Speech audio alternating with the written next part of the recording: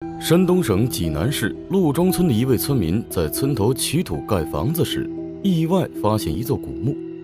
随着对古墓的深入发掘，竟在这座古墓的周围发现了36座陪葬坑。墓中陪葬品奢侈无比，大量黄金裸露在外面。墓中出土的铜车马比秦始皇陵出土的1号铜马车还要豪华100倍，其中还出土了2000多年前的鸡蛋。这座墓葬的主人是谁？他的陪葬品为何如此奢侈？接下来为大家揭开陆庄汉墓之谜。新进来的朋友麻烦长按点赞关注一下，后面的内容更精彩。这一天，陆庄村的一位村民因为自家院里要盖间新房子，所以就到村西头去挖土。令他没想到的是，还没挖几铲子，就看到土里面冒出来了一大块黄色的东西。村民拿起来近看，发现竟是一块金灿灿的黄金，这让一辈子没摸过黄金的村民激动不已，土也不挖了，急忙回家叫上妻子一起去县城里的典当行去换钱。典当行的老板看了看村民手中的黄金，总觉得哪里不对劲，便询问村民这金子是哪里来的。做贼心虚的村民急忙答道是自己家里祖传的。老板想了想，这年头谁家还没有一件传家宝了，于是就给他换了钱。第2年的夏天，村里面要修一条路，就来了一批施工队。当他们修到村西头的时候，挖掘机一铲下去，竟然挖出来了一堆古代器具。得知这里发现古代文物的包工头立即上报给了当地文物局。考古部门接到消息后，立即派出了一批考古队。考古专家们经过现场的实地勘测，发现村民们平时用于取土的土堆竟是古墓的封土。为了保护古墓中的文物不被破坏，考古人员立即对古墓进行了抢救性发掘。随后地下面就出现了几个墓坑。令考古专家失望的是，墓中的陪葬品早已被洗劫一空。心有不甘的考古工作人员决定对古墓进行更深入的发掘。最后，墓葬的范围终于呈现在了众人眼前。墓葬的规模足足有120平方米，这远远超出了考古专家们的猜想范围。据史料记载，即使是西汉时期皇帝的陵墓，最多也不会超过100平方米。这座古墓的主人到底是谁？他为何有权利建有规模如此宏大的古墓呢？更让人想不到的是，村民们平时用的土竟是这座1000年古墓的封土，这可真是奢侈啊！专家通过对这座古墓的建筑规格猜测，这座古墓埋葬的很有可能是一位君王。而且据当地村民透露，在很多年前这里的封土足足有5米多高，这更加验证了专家们的猜想。陆庄村往西几十公里就是山东省的省会济南市，在汉代这里被称为东平陵。济南曾经出过一个篡位的皇帝，他就是新朝皇帝王莽。这座古墓会是王莽的墓吗？考古专家带着这个疑问继续对古墓进行了发掘。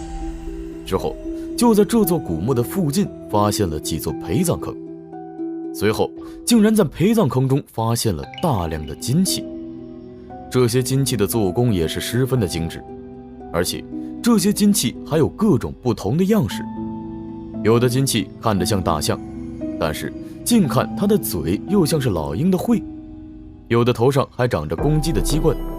虽然这些金器看着样子奇特，殊不知这些金器都是用于车马的器具。这些金器的背面还能清楚地看到一个扣，这个扣就是用来穿皮带的。连这些车马的器具都做得这么精致，可以看出这座古墓的主人绝非一般人。之后又在墓中发掘出来了马坑，马坑中一共埋有7匹马的骸骨，这些骸骨的旁边还有各式各样的马具。马坑的南侧还有很多造型奇特的木俑，这些木俑被清理出来以后，可以组成一个仪仗队，用于在地下世界守护墓主人。在马坑的北侧又发现了一个马车坑，车身是用木头制作的。遗憾的是，车身历经1000年已经腐烂了。庆幸的是，车身上的漆皮被保存了下来，而且漆皮上面的图案竟还保存完整。仅从保存下来的漆皮就能看出下葬时车身的华丽。我们知道，4000多年前的古人就已经发明了车。车这种交通工具在当时主要用于长途跋涉或运输货物，而且在战争中也是一件必不可少的武器。东周时期，战车的数量代表着一个国家的战斗力，可想在当时马车的重要性。接下来的发掘着实让专家们兴奋不已，他们竟然在这座陪葬坑中发现了3辆战车，每辆战车都有4匹马拉着，马匹的周围还散落着车马的配件。在古代，所有的用具都有着严格的等级之分，能用4匹马拉车的在当时是一种极高的规格。单从马车上的红漆皮还有镀金的饰品来看，都在彰显着墓主人身份的尊贵。为了弄清楚墓主人的真实身份，专家决定从这些马车入手。通过对这些马车的深入研究，后面出现的疑问变得越来越多了。因为发掘出来的3辆马车和之前在山东地区出土的马车样式不同，所以这3辆马车到底是怎样来到古墓中的？考古专家们也是迷惑不解。后来经过技术部门对3辆马车的样貌进行复原，才得以让那个时代的马车展现在世人面前。马车的外观尊贵而华丽，这让专家们更加相信这座墓的主人就是一位君王。考古专家通过查阅相关资料，最后惊奇地发现，秦始皇陵出土的1号铜马车和这3辆车的造型几乎一模一样，甚至比秦始皇陵出土的马车还要好100倍。唯一不同的就是，骆庄出土的这3辆马车上的弩机是实用工具，而且这些弩机都是墓主人生前使用过的。而秦始皇陵出土的马车上，专家也是首次发现了马身上有一个防止碰撞的物件。然而，骆庄村出土的马车也有一个和它类似的物件。通过对骆庄村出土的马车进一步的研究，最后考古专家认为，这些马车很有可能是在秦朝相近的西汉境内制造出来的。可能有很多的人还不知道，其实在秦朝统一6国以后，战车也就逐渐的被淘汰了，到最后只保留下来了少数豪华的车马，作为皇帝和王侯贵族们的代步工具用。这也彰显出能拥有这种马车的只能是皇帝或王侯贵族。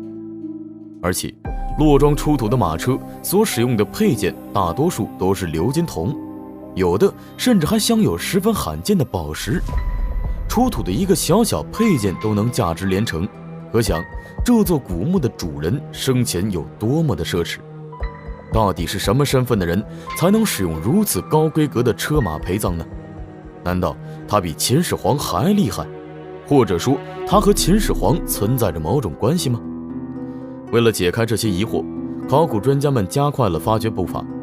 就在这个时候，在古墓的北侧又发现了一些陪葬坑，从这些陪葬坑中出土了许多的大型铜器，足足有几十斤的重量。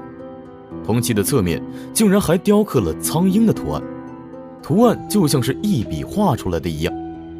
令专家感到惊奇的是，前面出土的金器上面有鹰喙的图案，后面铜器上面又出现了鹰的图案。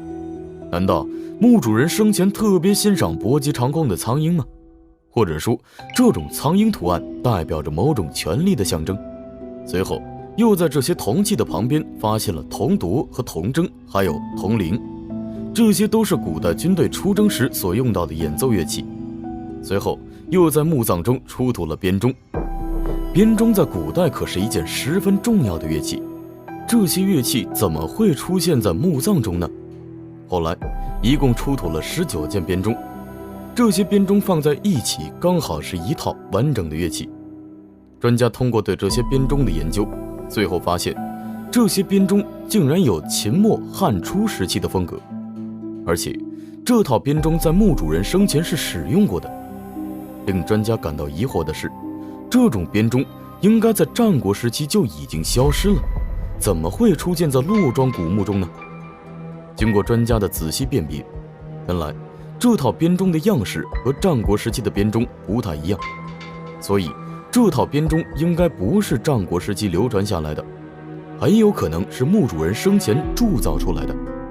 在古代，编钟的使用也是有讲究，编钟是身份地位的象征，只有贵族才有权利使用编钟。最后在这些乐器陪葬坑中，一共发掘出来了140多件乐器，这些乐器组合在一起，足以变成一支庞大的乐队。随着深入的发掘，整座墓葬的大致结构也清晰地呈现在了考古专家的面前。这座古墓整体呈中字形，一共有2座主墓室，墓葬的周围有36座祭祀坑和陪葬坑。这座洛阳汉墓是中国迄今为止发现的最大汉代墓葬之一。后来通过对古墓中的陪葬品进行更全面的研究，发现这座古墓的墓主人竟然是西汉吕国的第1任国王吕台，而他所处的时期正是吕后掌权的时代。这样看来，吕台能拥有如此高规格的墓葬也不足为奇了。你认为洛阳吕台墓葬奢侈吗？欢迎留言讨论。好了，本期视频到这里就结束了，记得长按点赞关注一下，咱们下期视频再见。